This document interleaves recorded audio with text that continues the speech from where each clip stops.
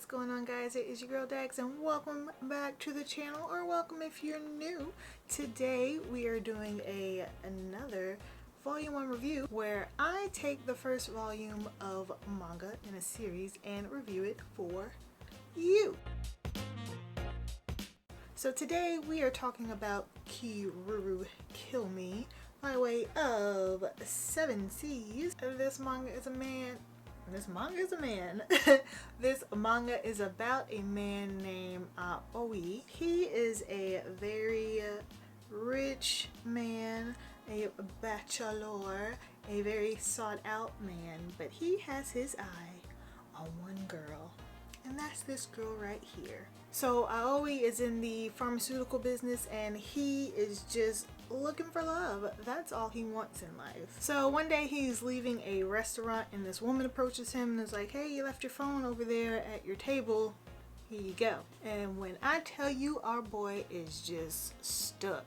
And I'm in love. In love, that's the one. Love at first sight. He want it, he own it, but he lets her get away. However, Aoi cannot stop thinking about this girl, so he uses his connections, because you know he got money, he know people.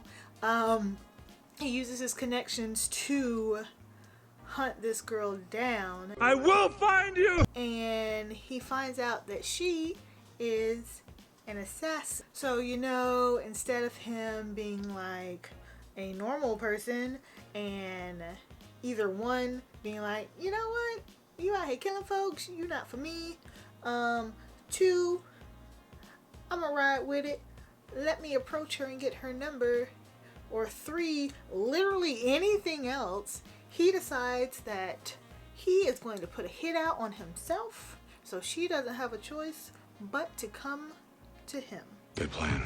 So not only does she have to find him and hunt him down, but in his mind this is genius, because all she'll be doing is thinking about him, because now that's her job to do so. From there, the rest of the volume is a Tom and Jerry-esque adventure between these two characters while Kiruru is trying to kill Aoi and him trying to survive. Catch me if you can! At the same time, he is trying to get her to fall in love with him. And every time Kiruru comes to kill him, he, in his delusional mind, thinks of it as a date. Like there's a scene where she's trying to hunt him down at the park while he's out for his daily jog. So he's like, oh, we're jogging together, that's so sweet. Kiruru is also realizing that Aoi is not going to be an easy person to kill. Die already! Die! This review won't have a spoiler section this time around because there's not a whole lot to talk about in terms of the plot. This story is silly and it's fun. Did I love it? No, but did I enjoy reading it? Absolutely. The art's nice. It's pretty basic, nothing too fancy. I think if you enjoy cartoonish antics, you enjoy comedic dialogue, you know, slapstick type stuff, this is something that you'll enjoy. There's going to be a lot of times where you're going to have to suspend belief when I tell you this man is protected by the power of plot armor, okay? He should have been dead multiple times in this volume, okay? Multiple times, but yet he is still with us for some reason. Because the story demands it, that's why. However, because it's so silly and so fun, it wasn't anything that I was like, this is a deal breaker. There's some stuff that goes down towards the end that definitely left me wanting to read volume 2.